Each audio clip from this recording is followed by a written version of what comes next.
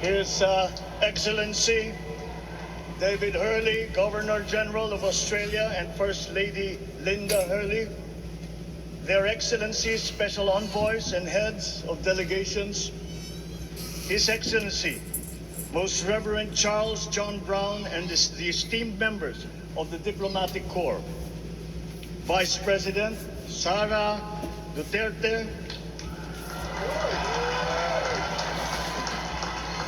President Fidel Ramos, President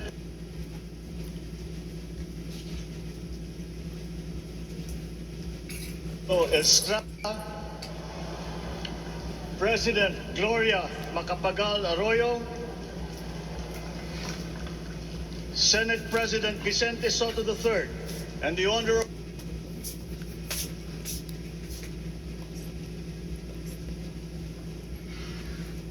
members of the Philippine Senate,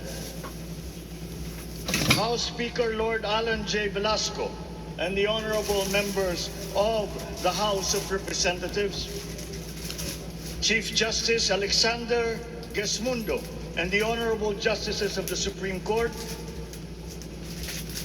of course, First Lady Lisa Araneta,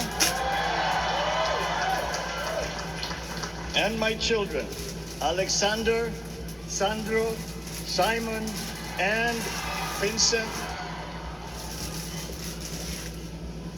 I cannot proceed without a special greeting, of course, to the former First Lady Imelda Romualdez Marcos.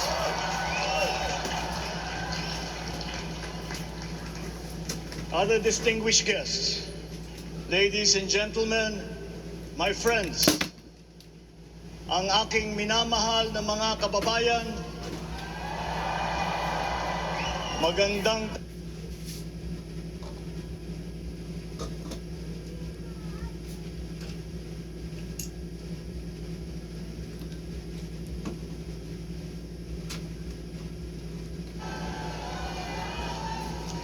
This is a historic moment for us all.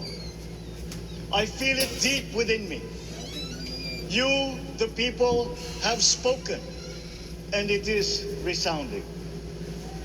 When my call for unity started to resonate with you, it did so because it echoed your yearnings, mirrored your sentiments, and expressed your hopes for family, for country, and for a better future.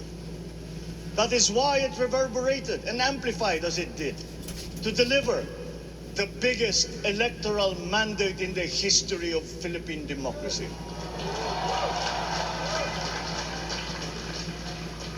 By your vote, you rejected the politics of division. I offended none of my rivals in this campaign. I listened instead to what they were saying. And I saw little incompatibility with my own ideas about jobs, fair wages, personal safety, and national strength, and ending want in a land of plenty.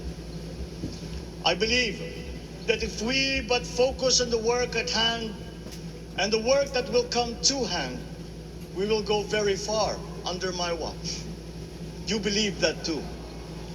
At pinakinggan ko ang tinig ninyo na ang sinisigaw ay pagkakaisa, pagkakaisa, pagkakaisa.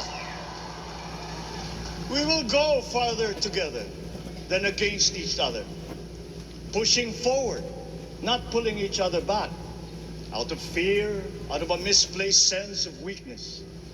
But we are the furthest from weak. The Filipino diaspora flourishes even in the most inhospitable climes, where they are valued for their quality. The changes we seek will benefit all and will shortchange no one. I was not the instrument of change. You were that. You made it happen. I am now. You picked me to be your servant, to enable changes to benefit all. I fully understand the gravity of the responsibility that you've put on my shoulders. I do not take it lightly, but I am ready for the task. I will need your help. I want to rely on it. But rest assured, I do not predicate success on the wide cooperation that's needed. I will get it done. I once knew a man who saw what little had been achieved since independence in a land of people with the greatest potential for achievement. And yet, they were poor. But he got it done, sometimes with the needed support, sometimes without. So will it be with his son. You will get no excuses from me.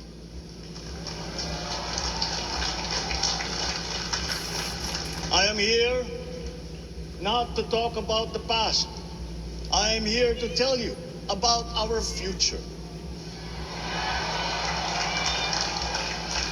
A future of sufficiency, even plenty, of readily available ways and means to get done what needs doing. By you, by me. We do not look back, but ahead. Up the road that we must take to a place better than the one we lost in the pandemic. Gains made and lost, opportunities missed, well-laid plans superseded by the pandemic. Indeed, ours was the fastest growing economy in ASEAN by ways now outdated. We shall be again by a radical change in the way the world must now work to recover what we have lost in that fire and move on from there. We face prospects of the spread of the war abroad, of which we are totally blameless. We seek friendship with all. But countries like ours will bear the brunt of it. And if the great powers draw the wrong lessons from the ongoing tragedy in Ukraine, the same dark prospect of conflict will spread to our part of the world. Yet, there is more out there. Like going forward by new ways of doing that the pandemic forces to adopt. A stronger resilience, quicker adaptability. They are our best prevention. They are our best protection.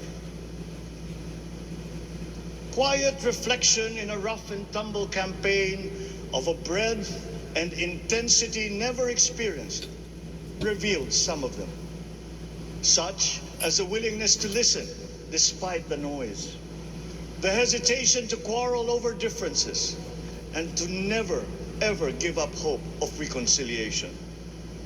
These gave me the peace to ponder deeper.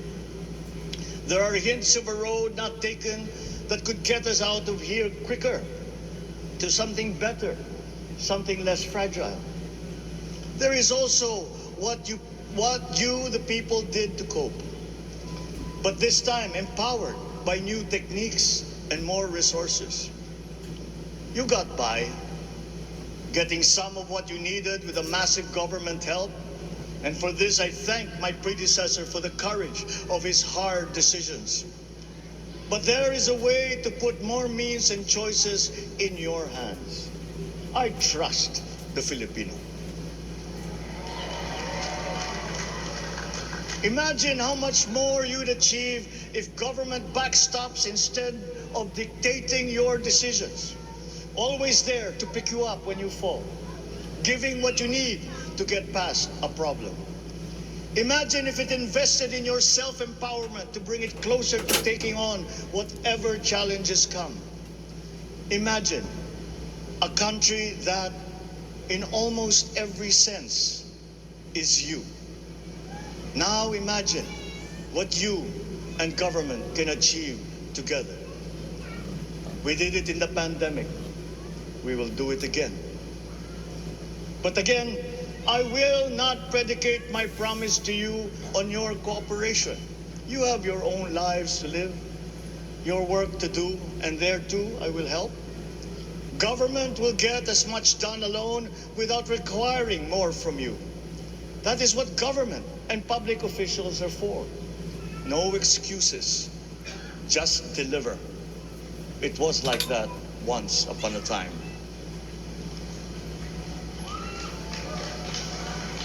I did not talk much in this campaign. I did not bother to think of rebutting my rivals. Instead, I searched for promising approaches better than the usual solutions. I listened to you. I did not lecture you who has the biggest stake in our success. And the forthcoming State of the Nation will tell you exactly how we shall get this done. In this fresh chapter of our history, I extend my hand to all